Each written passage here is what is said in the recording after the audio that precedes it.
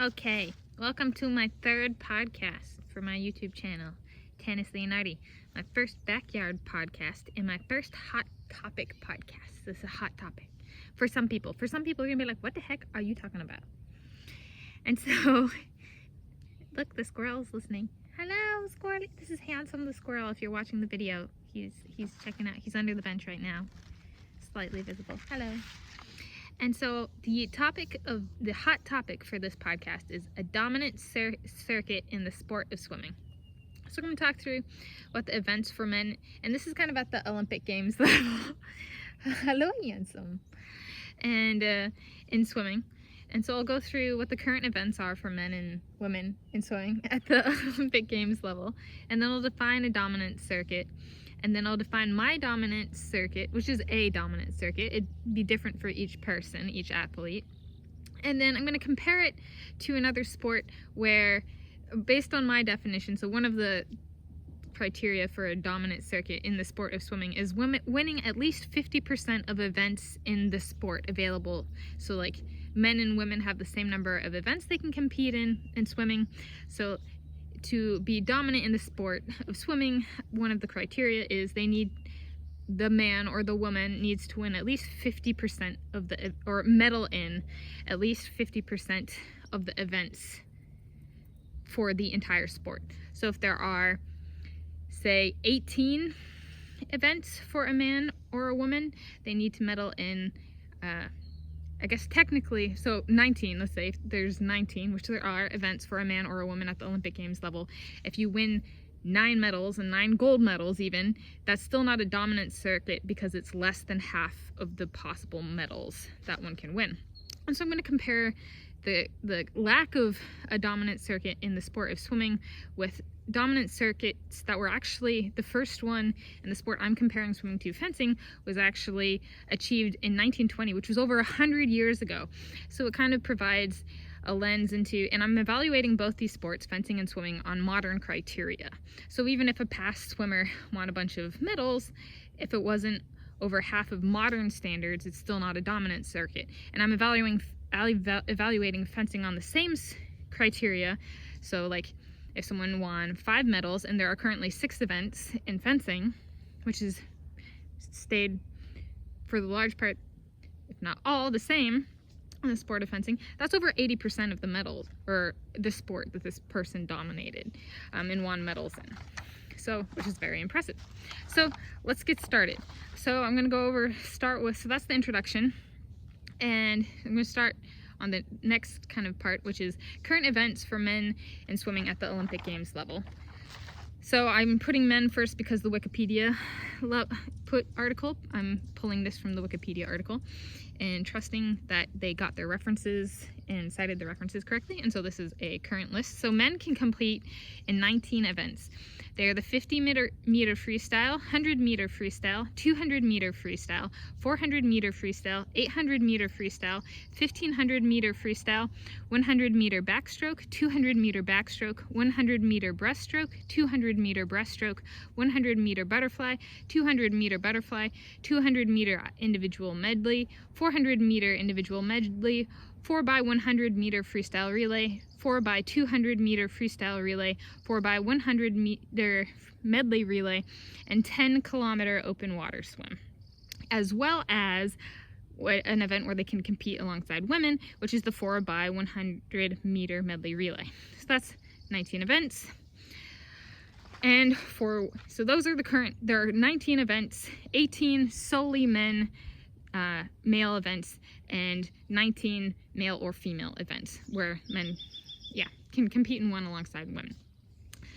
And then, so those are the current events for men, and not all sports have the same availabilities for men and for women at the Olympic Games level. Swimming does. So these are, I'm going to go through them again for women. And so these are the current events for women in swimming at the Olympic Games level, and there are 19. They are the 50-meter freestyle, 100-meter freestyle, 200-meter freestyle, 400-meter freestyle, 800-meter freestyle, 1500-meter freestyle, 100-meter backstroke, 200 meter backstroke, 100 meter breaststroke, 200 meter breaststroke, 100 meter butterfly, 200 meter butterfly, 200 meter individual medley, 400 meter individual medley, 4x100 meter freestyle relay, 4x200 meter freestyle relay, 4x100 meter medley relay, 10 kilometer open water swim, and so those are all just women, and then there's women can compete with men, and the 4x100 meter medley relay. So there are 19 events available to men at the Olympic Games level, and 19 events available to women at the Olympic Games level, and this is for the sport of swimming. And so I'm gonna move on from this, and I swam for over a decade. Have swam for over a decade, I guess. Yeah, okay, closer to 2 decades. I was a water baby, so yeah, about 2 decades, over 2 decades, technically, if I add it all up. And so I'm looking at my dominant circuit. How do I define a dominant circuit? And so I'm using it on criteria. That means this person can actually swim on some level and compete, and not just compete, but medal. So they don't have to win gold, but they do have to be able to medal, which means they are at a world, amongst the best in the world in all aspects of swimming. And so how these events are broken down are gonna vary depending on the person. But so I'll start with, the person should compete in a short sprint. Now, short sprints are 50 meters or less. And so that means with the current events at the Olympic Games, the person has to compete in the 50-meter freestyle for it to be a dominant circuit as defined kind of by my criteria. So that's one of my criteria. They have to be able to sprint fast. That's dominance of a sport means you can do everything and compete, be a world caliber athlete in everything. And so that's one of the kind of bases of swimming, is short sprinting. The next one is long distance, and that is 800 meters or longer. So I would put in this class the 800 meter freestyle, the 1500 meter freestyle, and the 10 kilometer open water swim. So the person, for it to be a dominant circuit, has to compete and medal in at least one of those events. They have to win win, meaning here medal, all distances in their main stroke. So some people, if they're a freestyler, they'd have to win the 150, the 100, the 200, the 400, the 800, the 1500, and the 10 kilometer open water swim.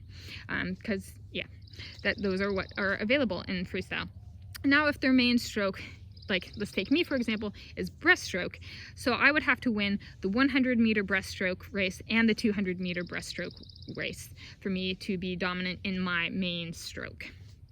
So that's the next thing. They have to be able to medal in a short sprint, a long distance race, all distances in their main stroke, because that shows they have a strong, solid core. If they're a freestyler and they only win in like the 50 meter, the 100 meter, and the 200 meter, that's great, but that's not dominance in the stroke of freestyle. That's only dominance in short to middle distance of freestyle. And 400 might even be more middle distance than the 200. So only sprint, which is great, but that means they can't do endurance kind of thing, or at a world caliber level. And so those are the first 3 criteria. The next criteria is sprint proficiency in all strokes. So by that I mean they have to be able to compete and medal in the 100 or the 200 meter events in all strokes. So that's the 100 or 200 meter backstroke, the 100 or 200 meter freestyle, the 100 or 200 meter breaststroke, and the 100 or 200 meter butterfly. They have to be able to medal in at least one for each stroke, as well as the medaling in the 200 or 400 IM. If you can medal in all 3 of these strokes, or all 4 of these strokes, you should also be able to medal in a 200 or a 400, depending. No, there's not 3 strokes. There's more than that, but yeah. And that, we got another squirrel saying hi. Okay, so that's sprint proficiency in all strokes, and I realized the 200 meter race is like a long distance sprint, more so than the 100 meter, but it allows for, there's versatility in a dominant circuit kind of thing. And so that's the 4th criteria. The 5th criteria is they have to compete in more than half but less than all of the relays available. So if someone competed in the 4x100 freestyle, the 4x200 freestyle, the 4x100 medley for the gender, and the mixed relay, that would not count as a dominant circuit, because dominance includes, and one of the most essential things to dominance is knowing what restraint is. And that means letting your team members have a turn to swim, because swimming, at the end of the day, it's the structure of it, less than world championship and less than Olympic level, is a team sport, and you're evaluated on races as a team. And as any swimmer knows, you're as strong as your team at the end of the day. And so if you want swimming to continue on as a sport, someone who is truly dominant will understand that for swimming to continue on as a sport, you have to take into account the fact that the vast majority of the world that swims on a swim team operates as a team, and is scored as a team. So dominance, I guess includes restraint and intelligence. So if the mixed relay goes away in the future, it'd be 2 of 3 relays that they compete on. If the mixed relay stays, then it's 3 of 4 relays. So it's so more than half and less than all of the relays, which leaves kind of 2 of 3 or 3 of 4. And then the last criteria is at least 50% of events and sports competed and medal won for.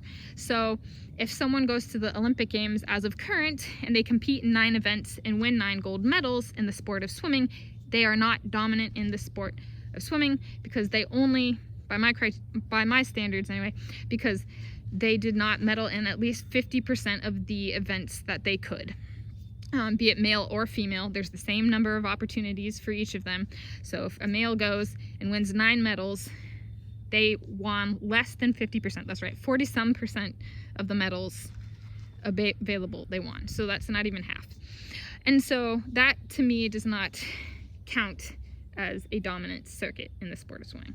So, been all high and mighty by some, in the eyes of some. So what is I've been talking about this, I'll provide an example. So I'm going to do, it's an 11 event, so it's not as impressive as like a fencing dominant circuit that happened over 100 years ago, where someone got over 83% of the medals available by modern standards.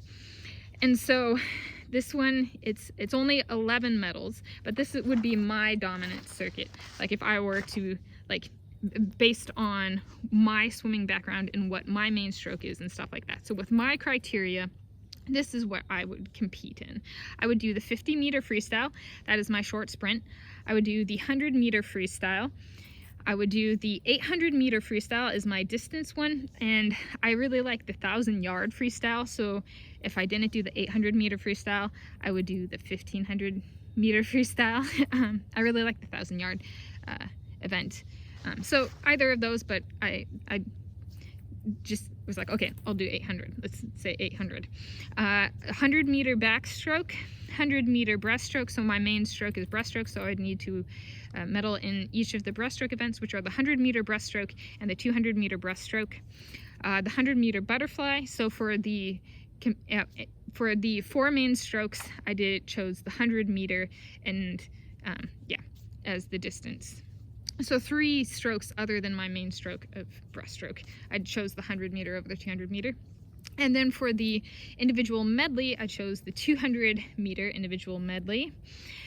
And so that covers the long distance, it covers the short sprint, it covers the main stroke, and it covers all strokes and IM, which leaves 50% in the relays. So I need a few more in events, 2 more to reach half, and I pushed it a little past, so I chose 11 events. So the 4x100-meter freestyle relay, female, 4x100-meter medley relay, female or woman, and then the mixed 4x100 medley relay. So I would not do the 4x200-meter freestyle relay. And so that comes out to a total of 1, 2, 3, 4, 5, 6, 7, 8, 9, 10, 11. So 11 of 19. It's just barely over half, not as barely over half as 10 would be, but it's still at least 50%. So 50% or more. Yeah, so that is my dominant circuit, and a dominant sport circuit in the sport of swimming, kind of using myself as an example in defining the events in the dominant circuit. So it's very athlete dependent. And so I've